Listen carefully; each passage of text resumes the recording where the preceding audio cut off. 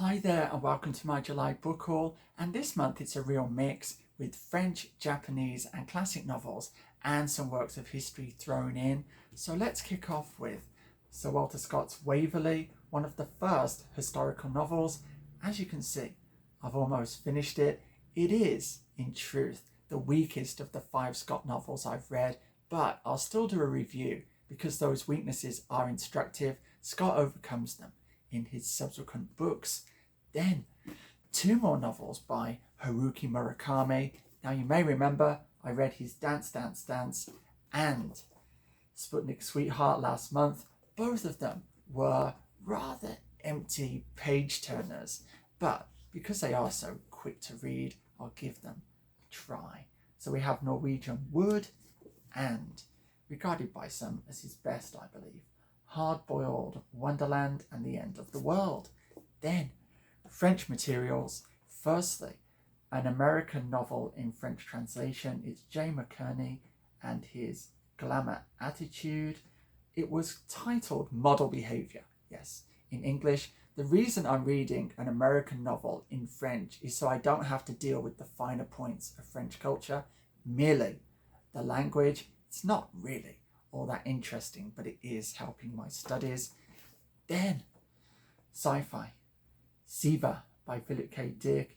This is the French rendering of the title VALIS, one of my very favourite Philip K. Dick novels, thoroughly paranoid. Then another French book here, it's on Giono, and it's one of these Ecrivain Toujours series. I've got this one, and I also have the one on Beckett and the new novel. And what I love about these, I think I've shown this before actually, is all of the pictures that you get. You will have strange charts, and then you'll have pages from writers' notebooks. Those are fascinating. Then another French writer, it is Genet with his Miracle of the Rose. I can't wait to get into this after I finish Waverley. Truly one of my favourite writers. Let's leave the French materials behind. It's Kafka's Selected Stories. Yes, I've had these. Yes, I've read these, but it is a Norton critical edition.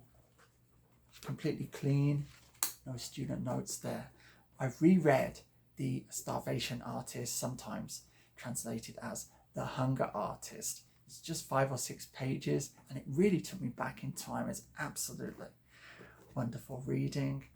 Then another great writer, it's Luigi Pirandello with his The Late Mattia Pascal. I've started it just to get a taste. It's excellent. Like all of Pirandello's writing, this is one of those New York Review of Books editions. Typically, I don't like these because the type is too small.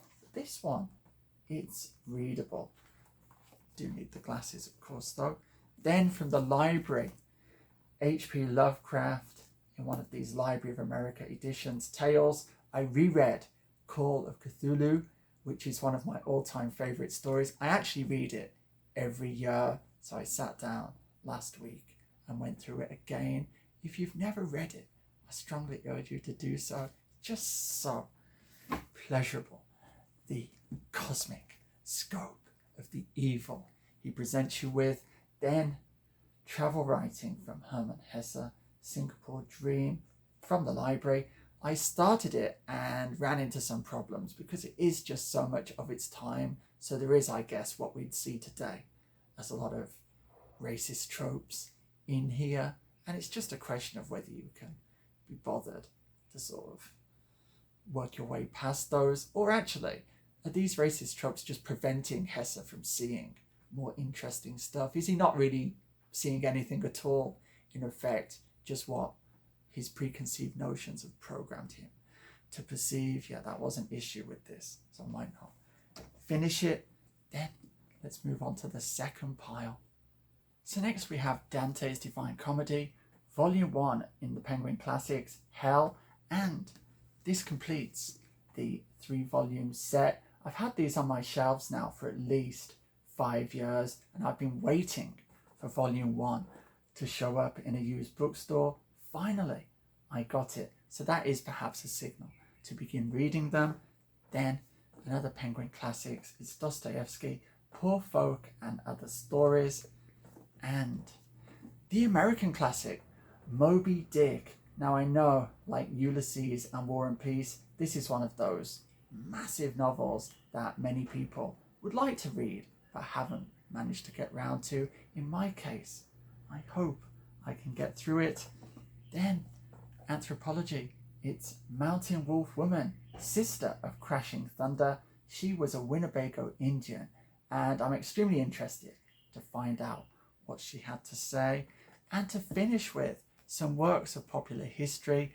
First up, a reference book, Mike Ashley's British Kings and Queens, which, as we say in England, does exactly what it says on the tin and more. The first lot of kings are just semi-legendary figures. Often nothing more is known about them than their name. Don't even know which part of the country they were ruling over. But it then gets into the proper lines that we're all familiar with. The Stuarts, the Hanovers, the Tudors, etc. And to finish, it's Elizabeth. Elizabeth I. I'm a real sucker for books on Queen Elizabeth.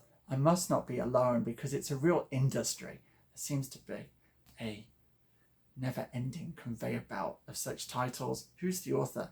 Anne Somerset. I know nothing about her. We'll see how good this is. And again, to finish, The Sisters, Elizabeth and Mary by Jane Dunn. Cousins, rivals and queens. I said sisters, didn't I? Cousins, rivals and queens. We'll see how that pans out. And that concludes my July book haul. Please let me know what you think about any of those purchases and loans in the comments, and I'll be back soon. But for now, I must bid you farewell. So be safe, be strong, and I shall see you anon. Nanu nanu.